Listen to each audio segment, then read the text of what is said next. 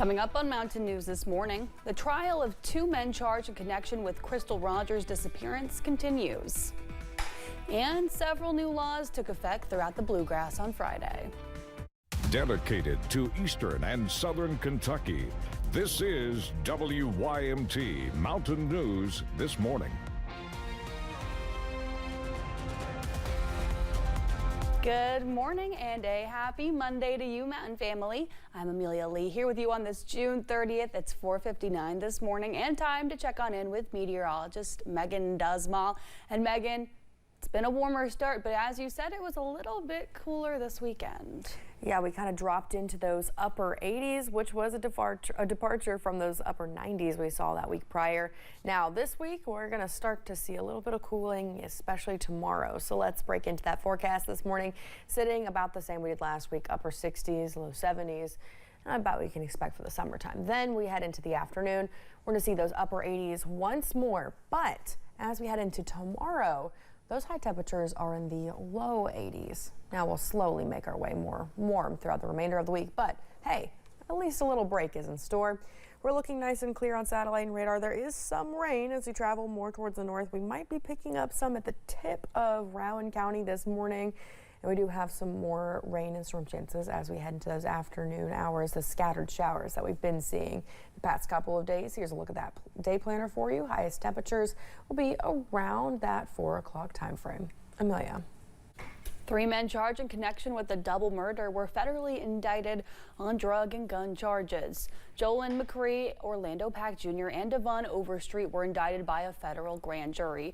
The indictment says in 2023, the 3 conspired together and with others to distribute controlled substances containing fentanyl. It also says they knowingly used, carried, and discharged a firearm in relation to a drug trafficking offense. Last month, McCree, Pack, and Overstreet appeared in court in connection with the deaths of Jacob Adair and Rodney Eastep. That incident also happened in 2023 when investigators say those 2 men were shot and killed near the Tug Fork Apartments in Belfry. A third person, Chastity Adair, was also shot and sustained injuries during the incident.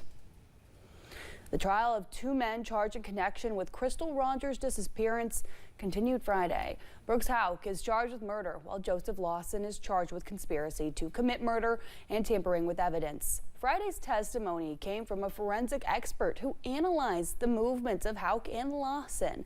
Other witnesses took the stand too. The NFL has suspended former Baltimore Ravens kicker Justin Tucker on Thursday. The league said the 10-week suspension without pay is based on Tucker violating its personal conduct policy. Tucker is currently a free agent after playing 13 seasons with the Ravens. He was accused of inappropriate sexual conduct by multiple massage therapists dating back to 2012. That's according to the Baltimore Banner. Tucker previously denied those accusations. Some new laws went into effect in the state Friday. House Bill 399 makes interfering with a legislative proceeding a Class A misdemeanor for the first offense. It's a Class D felony for the third and subsequent offenses. This includes the rotunda and other outdoor areas of the Capitol grounds. In 2023, nearly 24 people were arrested and cited for criminal trespassing for protesting an anti-trans bill inside the legislative chambers. Well, a new law is getting some attention, and it involves off-road vehicles. WYMT's McKinley Calandrino was in Laurel County as the first registered side-by-side hit the roads. And the great thing about it is we're legal. Senate Bill 63 officially went into effect on Friday. Special purpose vehicles like ATVs and side-by-sides can now legally be registered and driven on highways under certain rules and regulations. So we do require roll bars, we do require sheriff's inspections, we do require insurance, we do require certain things, seat belts, things of that nature, so that we make sure that these are going to be as safe as possible. These are already here in our communities, in our area, throughout the Commonwealth and other states, so we want to make sure that they're safe as possible. Senator Brandon Storm, a co-sponsor of the bill, says safety was most important in its implementation. That's why each vehicle must be inspected by law enforcement before hitting the highways. Well, if it is registered, you still have to abide by the rules of the highway, speed and turn signals and stopping at intersections and stuff of that nature. There was a lot of thought put into it, and I think the public was really behind this, and I think it will benefit a lot of people. Supporters say the law could also provide a big boost to the state's economy, especially in more rural areas. Off-road adventure outdoor tourism is a $60 billion industry. It's something that the West Coast is really dominating on, and the East Coast is starting to catch up, and this just puts Kentucky in a more powerful place, especially Eastern Kentucky, to bring more economics into our region. And Kentuckians did not waste any time jumping on board. We're flying. As the first street legal ATV in the Commonwealth has already been on the road. We put a lot of work in it, a lot of effort, and here we are. And I got the first tag. As Kentucky roads are now open to ATVs and side-by-sides, safety will remain a top priority, as does economic potential and allowing folks to explore the Appalachian Mountains in different ways. In Laurel County, McKinley Calandrino, WYMT Mountain News. Officials also want to remind folks that this bill exempts all agriculture vehicles. To read more about the law and regulations on this bill, just find the story at WYMT.com. Well, throughout the Bluegrass, Senate Bill 73 is one of several new laws that took effect Friday. It cracks down on sextortion by creating tougher legal penalties for cases involving minors. Friday, advocates gathered in Frankfort to celebrate the changes they believe the law will make.